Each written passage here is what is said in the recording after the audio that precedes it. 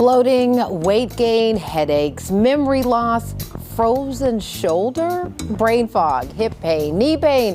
Did you know those are just a few of the symptoms of menopause? Thought it was something else, didn't you?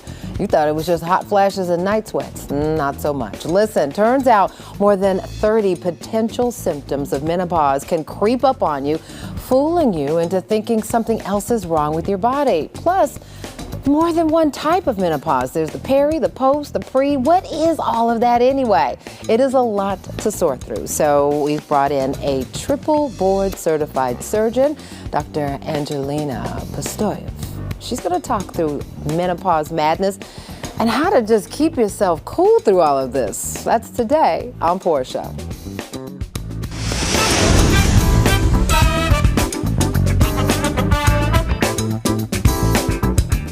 Navigating the uncharted waters of menopause is a journey many women dread. I mean, by the time the symptoms creep up on you, you've already heard these dreadful tales from other women talking about the cocktail of terrible symptoms. Well, Dr. Angelina is a surgeon who treats those symptoms and helps women navigate in the madness of menopause. Welcome to the show, Dr. Angelina Postoev.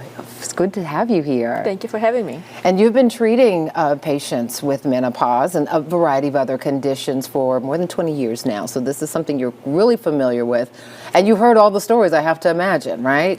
We heard all the stories, but I think the most important part is actually who haven't heard the stories. People don't talk about it as much. Right. It's still, I think some women, like in our group chats, we're talking about it, right? Or in really intimate spaces. But it is important to have some public discussions because this is how we learn, right? As opposed to just fanning our way through it. Yes. Let's talk about what these other symptoms that can fool you, and it turns out it may be, especially if you're younger and you're not expecting it. Right. So number one, conversations with doctors. We don't get education about it. So we don't even know what we're looking for. So you might go to the doctor right now, 40 years old or something. Yeah. Oh, I'm not remembering things correctly. I keep forgetting things. I'm getting angry all of a sudden, getting this ragey symptoms all of a sudden for no reason if you think back about it. Putting on some weight and you're like, but wait, I've been eating, I haven't changed my diet. I haven't changed anything. I'm still exercising. And this thing is still just holding on for dear life, but that's a different story. But it starts to go into funky places, right? It is going to funky places, Doc. It's starting to go over here. It's never gone here. Killing me softly with my own story. Go ahead. This is so frustrating. And you go to the doctor and they're like, oh, go see a heart doctor. Go see neurologist for the new headache. Go see a lung doctor for new asthma. Is that happening that often? It feels like most women I know are being told, go see somebody else, and then it all comes back to menopause in a lot of cases, not always. Sometimes, but I think even a lot of doctors don't realize the problem is associated with menopause. It's still in discovery phases, like frozen shoulder that you mentioned. Yeah, tell me more about that. Now, they discovered there are actually estrogen receptors in every tissue of female body, including your muscle, tendon, and bone. So we start having this problem where you're trying to get up in the morning out of bed and you feel like you just ran a marathon. Yes. Trying to peel yourself off of Were the you bed. there this morning? I did the same thing. I was an hour late because of it. Understand. But that's part of it. Why is it when you're 20 you can just like, oh, you go. Yeah. And now it takes time to just roll out of bed. Right. And then when you complain to a doctor, they just look at you like you're crazy. So we're not having the right conversation with the right doctors. But if you take a specialist and put all the symptoms together, rather than treating individual symptom at different doctor appointment, maybe it's just one thing that you have to treat. And that's a lot to ask the patient to do, right? But you do kind of have to be your own advocate and say to all of the different specialists or maybe your primary care, this is all of it. Is it possible that I am in menopause or pre or peri or... That's another good discussion to have. Yeah. What is? So actual menopause is really just like one day in your lifetime, where it is 12 months after you finished having your period. Okay. Menopause, we're done. Okay. Right? Menopause is really just one day. Then it's post-menopause. Okay. So then you post-menopausal, that's like the decline begins. Like everything just kind of starts to break down. You're really keeping it real. I like it. But okay, for the women, so for example, like I had a hysterectomy, right? But you keep the ovaries. Are you still considered, I mean, because obviously you're not having a cycle anymore, but everything else still feels like it's popping. Right. So Where if you are still you have then? your ovaries, because ovaries primarily what makes our hormones. Right. Right. We have certain number of eggs we're born with. They start to decline as we get older. By the time you're 30, you have about 10% of your eggs left. By the time 40 hits, you're probably down to 3% of your eggs. Right. And then it starts to really cranking the hormone out barely. Right. And so that's where a lot of symptoms begin. That's your perimenopause. Got it. So Okay. perimenopause, things that happen 4 to 14 years before the actual menopause. So before it's even on your radar that this is what this You could be like 35 years old and start having symptoms. And of course, 35-year-old a lot of times doesn't think like, oh, I must be perimenopausal. Yeah, which is why it's important to have a conversation, if you can, with your mother about when she started, right? Because isn't that often an indicator? Sometimes, yes, it's genetic, so you can kind of track what your mother, your grandmother, when they had their menopause, and maybe it can indicate when your potential age for that would be as well. Right. But also having education with anybody. Most doctors are not educated on the subject. I had to educate myself because as a general surgeon, all the surgeons that I do, I'm not a gynecologist. I took up that subject because I realized the need that we have in our community.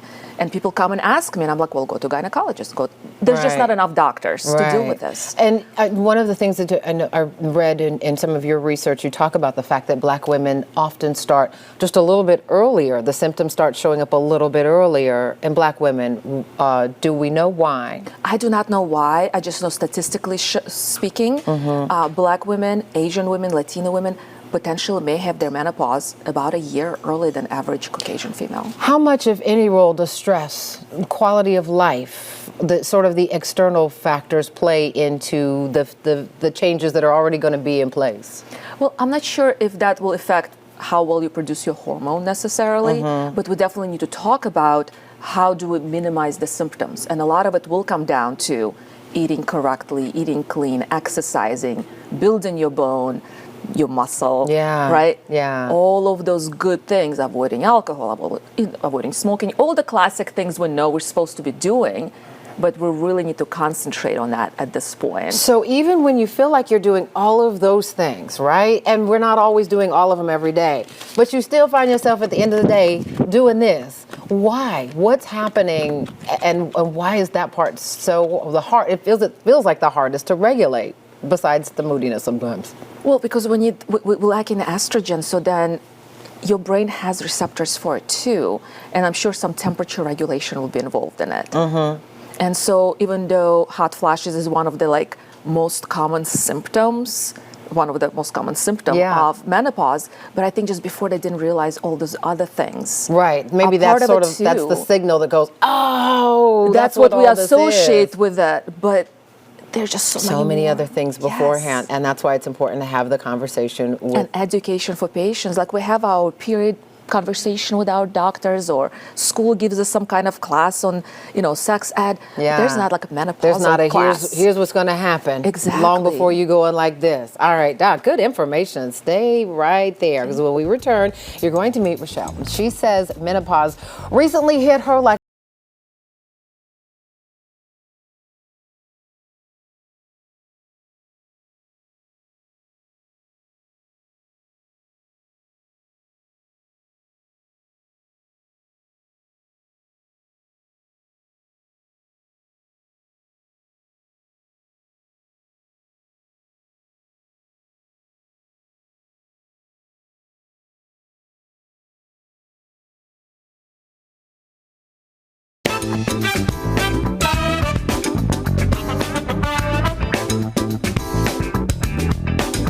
thank you for coming back to the table for this really important conversation about menopause. This is for the ladies and the gentlemen, because we all need to have a better understanding of what's happening.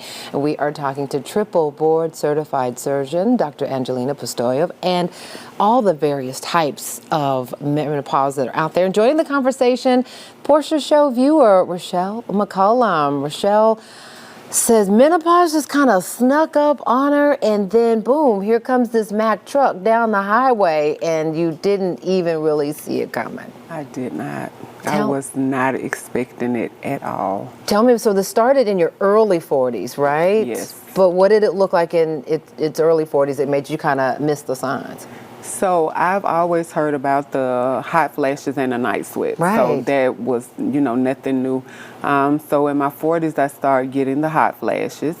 About 45, I started getting the night sweats. Okay. And then at the age of 50, it was just like all hell broke loose. Everything started going on. And I guess I was kind of confused because Yeah. I didn't really know what was going on, but I knew something was going on. So what did the rest of it look like, right? Because to Doc's point, that's what people think. It's just hot flashes and night sweats. What else started happening with you that really threw you off out of sorts? So what really triggered me was I work out about 5 times a week. Wow. And so That's with my impressive. personal training, yeah, I have to. It's all for mental.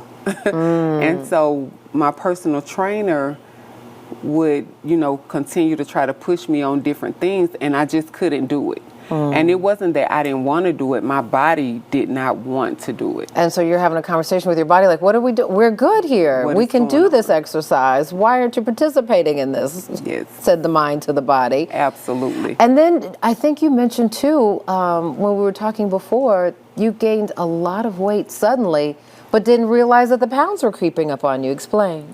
So once again, I was with my trainer, and so I had lost 20 pounds working out with him. Wow. And so I took that break from working out because, like I said, my body was going through a lot of transitions, and I didn't know what was going on with it. And so as I took that break, I just realized I felt heavier. I wasn't getting on the scale or anything, but I felt the heaviness in my body. And so when I finally did get the courage to get on the scale, I got on the scale and then I got back off. Yeah. I got on the scale and I got back off because I was like, surely to God, this is not what I'm seeing. This is right. Where did all these pounds come from? Where did these numbers come from? And Doc, this is pretty common, right? I mean, maybe not 18 pounds, but maybe a few pounds here or maybe more. What makes that a part of it? Because I think a lot of us think, oh, it just must be the metabolism slowing down, but that's what fools you. But it's part of it. So in my office, I jokingly call it, your diagnosis is after 40. This is literally Yeah. the picture of every woman after 40 years old. I was doing fine, nothing changed, gained 20 pounds, Yeah. 15 pounds, 30 pounds, 100 pounds. I mean, the numbers vary. I didn't change anything. What's happening? And of course, the list of symptoms goes on, but all of a sudden, hurts here, hurts there, this. Yeah. And you feel like you're going crazy, right? And it feels like such a loss of control. And I think for women, because we are know how to regulate pretty much everything else that we think is happening with our bodies or our lives, that sense of loss of control is really frustrating. Has that been your experience, Rochelle? Yes, very much so. Absolutely. And we're multitaskers, right? We're running Right. your family, we're running your business, you're a business owner, I'm a business owner, we got kids. We have so many things to do, we don't have time for this. Right. Right. Well said. Who has time for this? So how do you manage, because you're still trying to sort through your treatment options, right? Yes, so my OBGYN, she did ask me if I wanted some help, but I wanted to try to do things naturally, through herbs and just working out and just relaxing myself, just to see if I could ease How's that working? It's not working. Okay. It's not working, and I think that I'm going to have to go in that direction with getting some type of hormonal treatment. And I know, Doc, you know that there are women who are like, yep, go ahead, whatever needs to go, and other women who are like, Let's talk a little bit about hormone treatment. What does that look like? What does it mean? Sure. So there are different forms of hormone, multiple creams, pills, inserts, even pellets in some places. Idea is to find your provider that's going to help you sort through it and find the best treatment for you. It might not be the best treatment on the first try, right? Sometimes you have to find the right thing. But idea is to search for it and have the conversation with the doctor about all the symptoms, somebody who can give you an option. You might not want to have that option, but you want to learn about that option, that it's on the table. And it's not going to be a one hormone repairs all, right? I mean, you're sort of just trying to figure it out. The hormone's trying to figure it out, your body's trying to figure it out. Some things may get better, some things may not. Yes, but we have at least an option to improve. So if you think about it, estrogen as your primary female hormone, receptors to that hormone in every part of your body, brain, skin, bone, muscle, GI tract, GU tract, right? We all know about genitourinary symptoms of menopause, right? Right. Things get dry, get infections, Right. gut does not work the same, get bloated, Yes. changes in bowel movements, headaches, migraines, forgetting things, right? Moodiness, depression, all the things you can associate maybe with PMS. Yeah. That one, couple of days, now all of a sudden becomes menopause. Yeah, so Right? I want to pause right there because I think there are a bunch of women right now who, if you're like me, are like, that's what that is. All of it. So we're going to continue this conversation when we return. Don't go anywhere. Dr. Angelina's got some takeaways for us as well.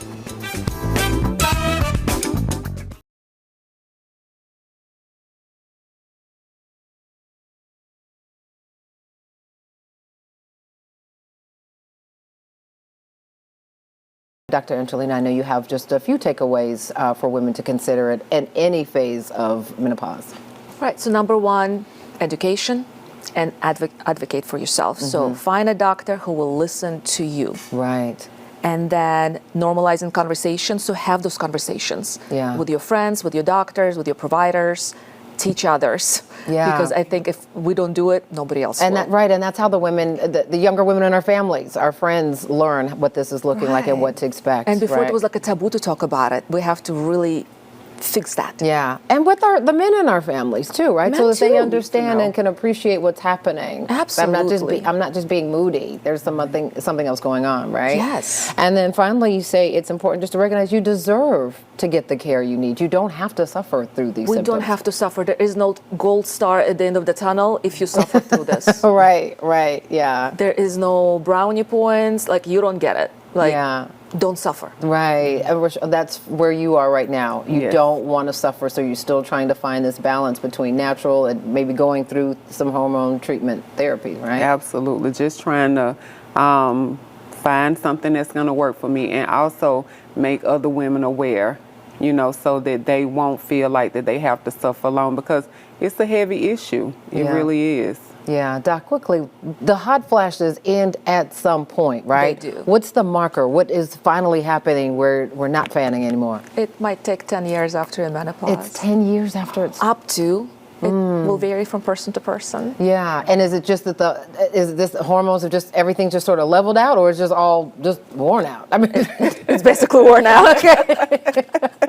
Understood. So there's some patience, and it's okay to, if the doctor isn't hearing you, maybe have another conversation with a different physician, right? Yes, there's still a lot of doctors who don't believe in it because of those old studies that gave hormone replacement bad. You're telling me that there are people who still don't believe in the hormone therapy, or just this is just all in our heads? Because of the lack of education, yes. Yeah. They're like, Wow. I don't believe in it. I don't want to deal with it.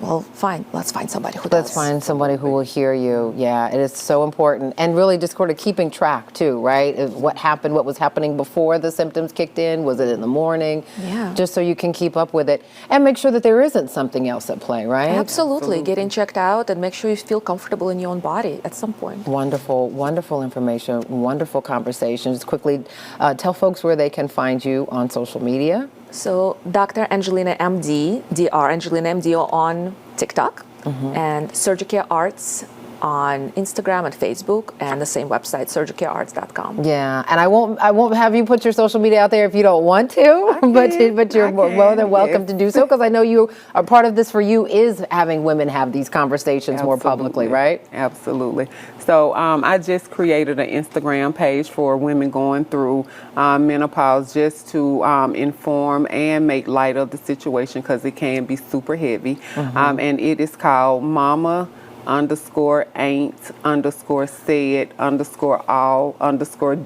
DIS. Mama ain't said all this. I picked that up between the hyphens, underscores, right, because Yes. Mama didn't say all No, this. she did but not. Mama went through it, so we're the Yes. mamas who go say a little bit more about it, right? Absolutely. Ladies, wonderful conversation. Thank you so much Thank for you your for candor. having Thank me. you for your expertise. This was really helpful. I've learned a lot. I hope you did too. We'll be right back.